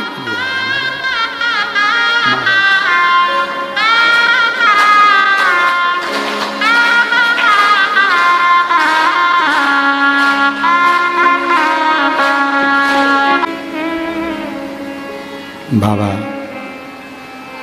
देव अधिदेव महादेव, भगवान ओगरदानी, त्रिकालदर्शी, कैलाशी, अविनाशी, भगवान शंकर की पवित्र कथा कर रही है। शिव महापुराण की कथा कहती है, षडानंद कार्तिकेय जी ने तारकासुर का संहार कर दिया। तारकासुर के 3 पुत्र हैं, तारकाक्ष, विदुम्माली, कमलाक्ष। भगवान शिव ने पशुपतिनाथ रूप रखकर इन तीनों का संहार कर दिया। 3 चीजें हुई, एक पाशुपत अस्त्र हुआ, एक पाशुपत योग हुआ और एक पाशुपति व्रत हुआ। पाशुपत अस्त्र भगवान श्री राम जी के पास था, भगवान श्री कृष्ण के पास था, उसके सिवाय किसी को नहीं दिया। पाशुपत योग ये भी भगवान कृष्ण को प्राप्त हुआ। पर संसार के कल्याण के लिए शिव महापुराण ने पशुपति व्रत दिया। ना हम पशुपत अस्त्र प्राप्त कर सकते हैं क्योंकि हमारा और आपका इतना तप नहीं है, बल नहीं है कि हम भगवान से अस्त्र ले लें। ना हम पशुपत योग कर सकते हैं जो भगवान कृष्ण ने किया। तो संसार के कल्याण के लिए भगवान शिव कहते हैं, हे पार्वती, दुनिया के कल्याण के लिए मैं ये पशुपति व्रत देता हूँ। ये वो व्रत है जो जीव अपने हृदय से जब 5 सोमवार सुबह और शाम मेरी आराधना कर कर प्राप्त करता है तो वो मनवांछित फल की प्राप्ति कर लेता है। ये वो पशुपति व्रत, उसी पशुपति व्रत का फल है जो इतने ये पत्रों, हम ज़्यादा यहाँ पत्र पढ़े नहीं क्योंकि पिता के घर में आए थे तो पिता की ही चर्चा करना थी, इसलिए हमने यहाँ पर ज़्यादा पत्र पढ़े नहीं। एक पत्र है, मैं संध्या कुमारी पति अरविंद गुप्ता, शैलपुत्री वाराणसी की हूँ, कहीं बैठी हो तो आ सकती हैं, आ जाइए बेटा। गुरुजी, मेरा लड़का है 7 साल का जो उसकी आवाज़ से बोल नहीं पाता था, ठीक नहीं थी उसकी आवाज़, शब्द निकलते नहीं थे। 7 साल हो गए थे वो बोलता नहीं था। डॉक्टरों का इलाज करा कर थक गई थी। तब सतुआ बाबा जी ने कथा कराई। उस कथा में बैठकर मेरे अपने लड़के को मैंने उस कथा में बिठाया। काशी का, उत्तर प्रदेश का, महाराष्ट्र का, मध्य प्रदेश का ऐसा कोई डॉक्टर नहीं जिसको मैंने अपने लड़के का इलाज ना करवाया। पर लड़का वॉइस निकाल नहीं पाता था, बोल नहीं पाता था, 7 साल का था। आखिरी में किसी ने कहा सीहोर वाला बाबा कथा करने के लिए काशी में आया है, पंडाल में बैठकर जो मांगो वो मिलता है। मैं अपने लड़के को लेकर पंडाल में पहुंच गई, सतुआ बाबा कथा कराए। वहीं पंडाल की मिट्टी को मैंने अपने बेटे के गले में लगाया। बाबा की ऐसी कृपा हो गई, अब मेरा लड़का पूरी आवाज़ आ गई और बाबा की कृपा से साफ बोलने लगा और शिव की कृपा से अच्छा हो गया। मैं बाबा को यहाँ नमन करने आई हूँ। अगला पत्र है, मैं उषा केसरी वाराणसी की रहने वाली हूँ, कहीं बैठी हों तो आ सकती हैं। उषा केसरी वाराणसी से। मेरी बेटी जब यूपीएससी की परीक्षा दी थी तो उसमें उसका सिलेक्शन नहीं हुआ। मेरी बेटी ने हिम्मत हार दी। तब मेरी बेटी से मैंने कहा कि सीहोर वाला बाबा कथा करता है, उस कथा को पंडाल में बैठकर जब अपन सुनेंगे तो वो फल जरूर देती है। मेरी बेटी हंसी पहले तो, फिर उसने कहा ठीक है तुम कहती हो तो मैं सीहोर वाले बाबा की कथा सुनूंगी। और जब बाबा सतुआ जी ने कथा कराई उस समय पर सतुआ बाबा जी की कथा में मेरी लड़की को लेकर मैं आ गई। कथा में बैठी, मेरी बेटी ने प्रार्थना करी। पहले तो हंस रही थी कि क्या ऐसा होता है कि सीहोर वाला बाबा कथा करे और उसमें जो बैठकर मांगो वो मिल जाएगा। मेरी बेटी पहले हंसी, फिर कथा सुननी और बाबा ने ऐसी कृपा कर दी कि मेरी बेटी का यूपीएससी में सिलेक्शन हो गया। आज वो मेडिकल ऑफिसर के पद पर नियुक्त हो गई। और बाबा की कृपा से बाबा ने ऐसी करुणा कर दी, 34 साल की हो गई थी, नौकरी के लिए तलाश करते करते नौकरी भी हो गई, शादी भी हो गई और बाबा की कृपा से उसका सिलेक्शन अच्छा हुआ। बेटे का भी सिलेक्शन इंजीनियरिंग के पद पर हो गया। बाबा जब से आपकी कथा पंडाल में सुनी है तब से कोई कमी नहीं रही है और आज फिर पंडाल में सुनकर जा रही हूँ। बाबा खूब रहे। शिव शिव है, शंकर शंकर है, एक पत्र है, झोले पर लिखा है, झोला भी पूरा नहीं है। मेरा नाम पूनम है, मेरे पति का नाम बबलू मौर्य है। कहीं बैठे हो तो आ सकते हैं। पूनम बबलू मौर्य, रामनगर वाराणसी की रहने वाली हूँ। मेरा मोबाइल नंबर ये है। शादी 2008 में हुई थी। 2008 के बाद कई वर्ष निकल गए पर संतान का सुख नहीं आया। ऐसे करते करते अब 2008 से जरा अंदाज़ा लगाइएगा कि 2008 में विवाह हुआ था, जब से बच्चे नहीं हुए। हर तरह से हिम्मत हारी, डॉक्टरों का इलाज करा करा कर थक गई। तब किसी ने कहा कि सियोर वाले बाबा की कथा सुनो। आंकड़े की जड़ का आपने प्रयोग बताया था, वो मैंने किया।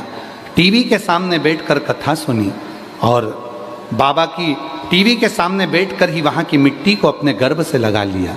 बाबा, ऐसी कृपा बाबा ने कर दी, जो 2008 से बच्चे के लिए तरस रही थी, बाबा ने 2023 दिसंबर के महीने में एक नहीं 2 बच्चों को जन्म दिला दिया। ये शिव की कृपा। और जो जैसी भावना वो वैसा ही फल पाया, नहीं खाने उसे लौटाया, वो मने मने हर्षाया, कर लिया। बहन कह रही है, बोलता नहीं था, 7 साल का हो गया था, अब बाबा की कृपा से बोलने लगा। ये शिव की उदारता है। एक बार जोरदार ताली। कर दिया माला। बेटी का यूपीएससी क्लियर हुआ, विवाह का हुआ, बेटे का भी इंजीनियर हुआ। एक बार जोरदार ताली बजाएं। लुटा दिया भंडार काशी वाले ने, लुटा दिया भंडार काशी वाले ने, अरे कर दिया माला माल काशी वाले ने। तारकासुर के 3 पुत्र हैं, तीनों का संहार किया भगवान शिव पशुपति नाथ बनकर विराजमान। शिव का भक्त, शिव का उपासक अपने जीवन के लक्ष्य तक पहुंचाने का प्रयास करता। महाराज,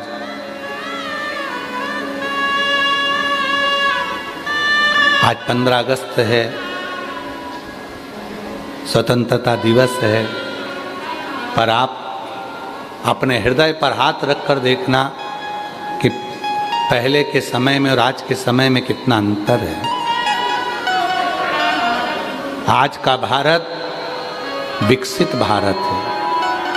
आज का भारत विकास का भारत है। आज का भारत उन्नति का भारत है। जितने विदेश हैं, जितने देश हैं, सारे देशों का केंद्र बिंदु भारत बन चुका है। और इस भारत को, भारत माता को विश्व पटल पर लाने वाला कोई दूसरा नहीं। मैं भारत सरकार के यशस्वी प्रधानमंत्री जी भाई नरेंद्र भाई मोदी जी को साधुता देता हूँ, जिन्होंने इस भारत को विश्व पटल पर ला कर रखा है। और ये साधारणता नहीं है महाराज, इसको साधारणता नहीं कहते। और मैं पुनः, माननीय प्रधानमंत्री जी ने एक बात कही थी कि आप स्वयं अपने आत्मनिर्भर बने। आत्मनिर्भर महाराज, और वो आत्मनिर्भरता का जो ज्ञान दिया, उस ज्ञान को लेते हुए मैं पतंजलि के योग ऋषि बाबा रामदेव जी को साधुता दूंगा इसके लिए, जिन्होंने इस पतंजलि के माध्यम से स्वदेशी को कैसे अपनाना है, अपने देश की निर्मित वस्तुओं को ही प्रयोग कैसे करना है, अपना सनातन धर्म, अपना भारत, अपनी भूमि जो औषधि दी है, जो भारत की भूमि ने जो दिया है, मैं आज उनको भी इस 15 अगस्त के अवसर पर पतंजलि को और बाबा रामदेव जी को श्री बालकृष्ण जी को साधुता देता हूँ, जिन्होंने स्वदेशी का एक गुणगान पूरे राष्ट्र में दिया और स्वदेशी अपनाने के लिए लोगों को जागरूक किया।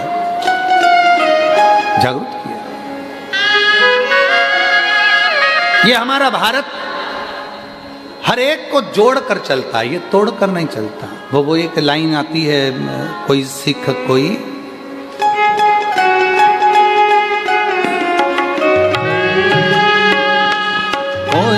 गोरखा, कोई मद्रासी, कोई सिख, कोई जाट मराठा, कोई सुरखा, कोई मद्रासी, शरहद पर मरने वाला, शरहद पर मरने वाला, हर वीर था भारतवासी, हर वीर था भारतवासी, जो खून गिरा पर्वत पर, वो खून था हिंदुस्तानी, जो शहीद हुए जरा याद करो कुर्बानी, मेरे वतन के लोगों, खूब लगा लो नारा, जो शहीद हुए उनकी जरा याद करो कुर्बानी।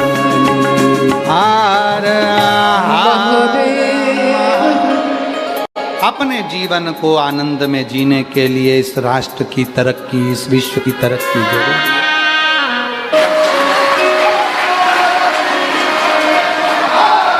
बाबा की कृपा से 2008 में विवाह हुआ था।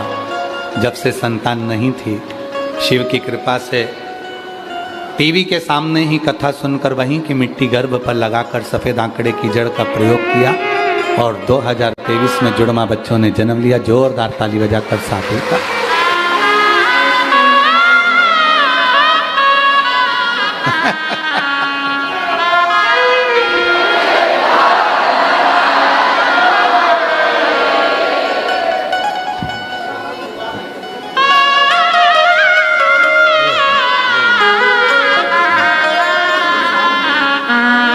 तेरी कृपा का क्या है भरोसा, कब किस पर हो जरा सी हम पर कर दो, जरा सी हम पर कर दो। शिव कथा कहती है, पशुपति व्रत का महत्व बताया। 5 सोमवार को होता है। सुबह जो पूजन की थाली मंदिर जाती है, वही थाली शाम को मंदिर पहुंचती है। 6 दिए मंदिर में जाते हैं, 5 दिए मंदिर में जलाए जाते हैं, प्रज्वलित करे जाते हैं। छठा दिया घर के दहरी पर दरवाजे के पास राइट हैंड में जलाया जाता है। प्रसाद के 3 हिस्से होते हैं, 2 हिस्से मंदिर में छूटते हैं, 1 हिस्सा अपने साथ आता है। भोजन करने से पहले प्रसाद का 1 हिस्सा पाया जाता है। 5वां सोमवार जब पूरा होता है, तब श्रीफल, 108 चावल के दाने या जो भी आप दे सकते हैं वे भेंट बाबा को समर्पित करी जाती है। व्रत पूरा की पूरा वैसा ही होता है जो पहले में होता है। बीच में अगर कोई अड़चन आ जाती है, कोई रजोधर्म आ गया, कहीं जाना पड़ गया, तो व्रत को छोड़ देना चाहिए, अगला व्रत कर लेना चाहिए। पर गिनती में 5 ही व्रत करे जाते हैं। मंदिर एक ही लिया जाता है, उसी मंदिर में 5 व्रत हों। आगे वर्णन आया, भगवान के 12 ज्योतिर्लिंग का स्मरण कराया है तुमरुका जी ने। सोमनाथ जी का वर्णन किया। चंद्र को काया का रोग हुआ था, उस रोग से मुक्त किया। षडानंद बाबा जो रुष्ट होकर गए थे, उनको मना कर लेकर आए। षडानंद बाबा के लिए मल्लिकार्जुन के रूप में विराजमान हुए। दूषण नाम के राक्षस का संहार करने के लिए बाबा महाकाल बन जाते हैं। विंध्य पर्वत को दर्शन देकर ओमकारेश्वर बन जाते हैं। नर नारायण को दर्शन दिया, केदारेश्वर बन गए। कुंभकर्ण की पत्नी करकटी के पुत्र भीम का संहार करा तो भीमा शंकर बन गए। मनु शत्रुपा को दर्शन देकर स्वयं काशी की नगरी में विश्वनाथ बनकर विराजमान हो जाते हैं। गौतम बाबा पर गौ हत्या का दोष लग गया। दुनिया का रीति है दोष लगाने की, अपशब्द कहने की, पर जिसके साथ विश्वनाथ वो कभी ना हुआ अनाथ।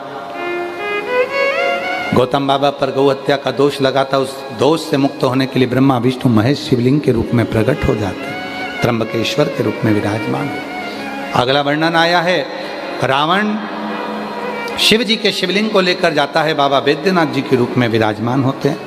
दारुक नाम के राक्षस का संहार कर कर भगवान नागेश्वर बन जाते हैं। राम जी द्वारा पूजित होकर रामेश्वर बन जाते हैं। सुधर्म नाम के ब्राह्मण की पत्नी घूष्मा के बेटे को जीवित करते हैं तो कृष्णेश्वर बन जाते हैं। पीपल के पेड़ के नीचे बैठते हैं तो पिपलेश्वर बन जाते हैं। बड़ के पेड़ के नीचे बैठते हैं तो बटकेश्वर बन जाते हैं। गंगा के तट पर बैठते हैं तो गंगेश्वर बन जाते हैं। और आपके दिल में बैठते हैं तो कुबरेश्वर बन जाते हैं। बाबा के बाबा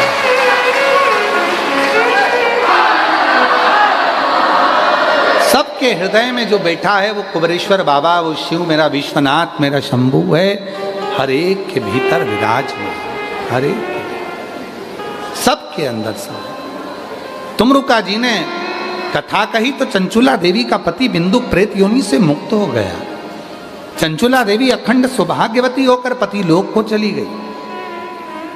शिवजी अपने मस्तक पे से बेलपत्र उतार कर शिवपोथी को समर्पित कर कर कहा, तुमरुका जी, जब घोर कलयुग चल रहा होगा, चारों तरफ एक दूसरे को लोग मारने काटने के लिए तैयार खड़े होंगे, कोई किसी की सुनने को तैयार नहीं होगा, एक दूसरे से विवाद करेंगे, तब उस कलिकाल में ये शिव महापुराण की कथा एक ऐसी होगी जो सबको जोड़ देगी, सबके भीतर के विकारों को निकाल देगी। जो पंडाल में बैठकर शिव महापुराण की कथा को तुमरुका जी श्रवण करेगा, जहां बैठकर इस कथा को वो सुनेगा, जो अपने हृदय में रखकर मांगेगा, शिव कहते हैं मैं उसके दरवाजे पर पहुंचकर उसकी झोली खुशियों से भर दूंगा। ये पवित्र पावन शिव महापुराण की कथा ऑनलाइन बाबा विश्वनाथ जी की धरा से चल रही थी, आज विराम की ओर जा रही है। इस कथा के इस दिव्य आयोजन को छोटी सी जगह में गागर को गागर में समाहित करा है। मैं सतुआ बाबा जी को इसके लिए साधुता दूं। बाबा जी, जब कथा ये जजमान लोग कहे सीहोर में चतुर्वेदी जी से हमने कहा कि हमारा मन है कि ऑनलाइन कथा सीहोर से तो हुई है, पर एक कथा ऑनलाइन बाबा विश्वनाथ जी की धरा से हो, जिससे सावन के महीने में घर घर में मेरा विश्वनाथ पहुंच जाए। इस भाव से इस कथा को करें। बाबा जी, चतुर्वेदी जी को जब बोला गया तो चतुर्वेदी जी ने कहा हम सतुआ बाबा जी के पास जाएंगे, उनसे निवेदन करेंगे कि एक ऑनलाइन कथा यहाँ हो और बाबा जी इस पूरी व्यवस्था को संभाले। बाबा जी, आपका सरल स्वभाव ऐसा है, जैसे मेरे शिव ने करुणा कर कर गंगा को निर्मलता दी है, वैसे आपको दी। हमने तो चतुर्वेदी जी से कहा था कि केवल एक हॉल में 50 लोग इस कथा को सुने, चतुर्वेदी जी ये बोला गया था, पर ये आप इतनी संख्या में बैठे हुए, सतुआ बाबा की ही कृपा। उत्तर प्रदेश सरकार के माननीय मुख्यमंत्री जी योगी जी, मैं उनको साधुता देता हूं कि इस छोटे से घड़े में जो कथा भरी है और उसको जो काशी की प्रशासन ने, काशी के आईजी, डीआईजी, कमिश्नर, यहाँ के टीआई, यहाँ की पुलिस प्रशासन, यहाँ के डीएम, यहाँ के एसडीएम, यहाँ का चिकित्सा विभाग, यहाँ का विद्युत विभाग, यहाँ का संपूर्ण विभाग, जो इस कथा को पुलिस प्रशासन ने संभाला, एक बार उनके लिए जोरदार ताली बजाएं कि उन्होंने गागर में सागर को। मैं इस हॉल के जो भी ऑनर हैं, इस हॉल का जिन्होंने ऑनर हैं, जो भवन है जिन्होंने दिया, उनसे भी मैं आज क्षमा चाहूँगा, क्योंकि आपसे भवन लिया गया होगा तो 50-100 लोगों के लिए लिया गया होगा, पर आपके भवन में आज इतने सारे लोग बैठे हैं, आपको भी लग रहा होगा कि इसे कचरा कर कर चले जाएंगे, सब कुछ गड़बड़ कर कर चले जाएंगे। पर मैं क्षमा चाहता हूँ आपसे कि आपके भवन में हजारों लोग जो भराए हैं, आए हैं कथा सुनने के लिए, इनके चरण पड़ गए ना तो ये भवन भी आपका कृतार्थ हो गया। जिस होटल में हम ठहरे वहाँ के ओनर मिश्रा जी को, उनके पूरे परिवार को साधुता देता हूँ। संजय जी, आपको भी साधुता देता हूँ, जो आपने पूरी बाहर की व्यवस्था को मैनेज किया। वहाँ आपने अपनी आयोजक स्वयं बनकर उसको संभालते हुए उसको करवाया। टेंट है, पीछे की पूरी LED व्यवस्था है, हम उसके लिए आपको साधुता देते हैं। क्यों? क्योंकि जो ये कथा करवा रहे हैं ये 9 लोग, ये कोई इतने करोड़पति या धनपति या वैभवपति नहीं है, सब छोटी छोटे काम धंधे हैं। किसी की दुकान है बाबा जी, किसी का कोई काम है, किसी का कोई काम है, कोई किसी के यहाँ नौकरी करता है, कोई किसी के यहाँ नौकरी करता है। ऐसे सब नौकरी करने वाले किसी किसी के दरवाजे पर सेवा करने वाले हैं, जिन्होंने इस कथा को 9 लोग 10 लोग जो भी हैं सब ने मिलकर इसको संभाल लिया, थोड़ा थोड़ा सपोर्ट करा, तो ये कथा यहाँ पर हो गई। और बाबा की कृपा से आप सब ने श्रवण कर लिया, सब। मैं पुनः मिंटू भैया आपको, जायसवाल जी आपको, अग्रवाल जी आपको, बंसल जी आपको, गोयनका जी आपको, नोएडा वालों को, बठिंडा यहाँ हरियाणा वालों को, सबको साधुता देता हूँ कि ये कथा आप सबकी थी। और केवल कथा आपकी नहीं, मेरे बाप की, विश्वनाथ जी की भी थी, मेरे पिता, मेरे बाबा विश्वनाथ जी ने ये कथा करवाई। आज इस कथा के मध्य में फ्लाइट बाबा आए, हनुमानगढ़ी से संत श्री पधारे, वाराणसी से संत श्री पधारे, संतों का दर्शन, बीच बीच में काशी विश्वनाथ के पंडा जी का दर्शन, आचार्यों का दर्शन हुआ। ये पूरी कथा आस्था चैनल के माध्यम से आप लोगों ने घर बैठकर सुनी है। खूब जिन्होंने इस कथा को श्रवण करा, हृदय से सुना, आप लोगों का जो सहयोग मिला उसको अपने हृदय में उतारिएगा, दिल से इस कथा को संजोइएगा, दिल से संजोइएगा। और बाबा जी कह रहे हैं कि फिर जल्दी आएँ, बेटियां भी रखी हैं, अभी ना जाओ छोड़ के, आजा आजा, लिया लिया लिया लिया लिया लिया माँ, लिया लिया बेटा, लिया। इन लोगों ने पर्चे लिखे हैं बड़े बड़े, अभी ना जाओ छोड़ के, कि दिल अभी लिया।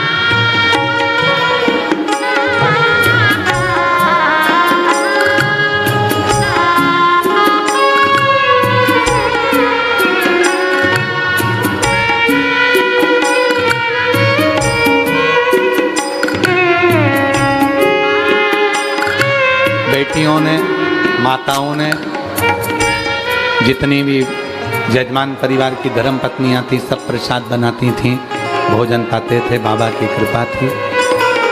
सबसे ज़्यादा यदि मैं साधुता दूं सतुआ बाबा जी आपको, जो दिव्यता के साथ इस पवित्र कथा को संजोया, संभाला, प्रत्यक्ष अप्रत्यक्ष रूप से सबने सुना। मिंटू भैया, ये पूरी टीम जब डोल रही थी, इनको लग रहा था कि कैसे होगा, उस जगह पर आपने खड़े होकर स्तंभ के रूप में संभाला, यजमान बनकर उसके लिए साथी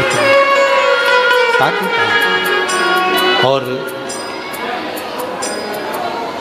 खाली न जाता कोई दर से तुम्हारे, खाली न जाता कोई दर से तुम्हारे, मेरी खड़ी बारिश अपने हृदय से लगा लो गिरा जा रहा उठा लो उठा लो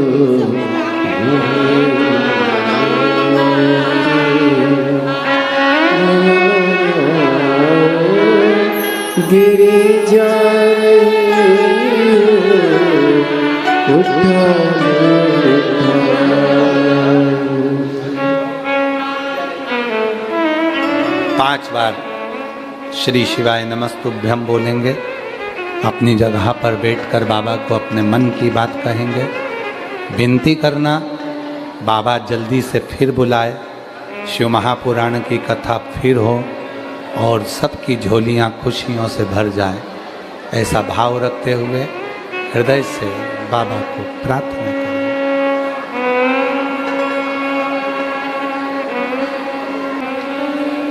श्री शिवाय नमस्तुभ्यं। श्री शिवाय नमस्तुभ्यं। श्री शिवाय नमस्तुभ्यं। श्री शिवाय नमस्तुभ्यं। श्री शिवाय नमस्तुभ्यं। भोला सब दुख काटो, ओ भोला सब दुख काटो। शिव शंकर जपो तेरी माला, भोले बाबा जपो तेरी माला। भोला सब दुख काटो मारा, ओ भोला सब दुख काटो मारा। वेश है मंगल मंगलकारी, वेश है मंगल मंगलकारी। शमशान वासी हमारा, शमशान वासी हमारा। ओ भोला सब दुख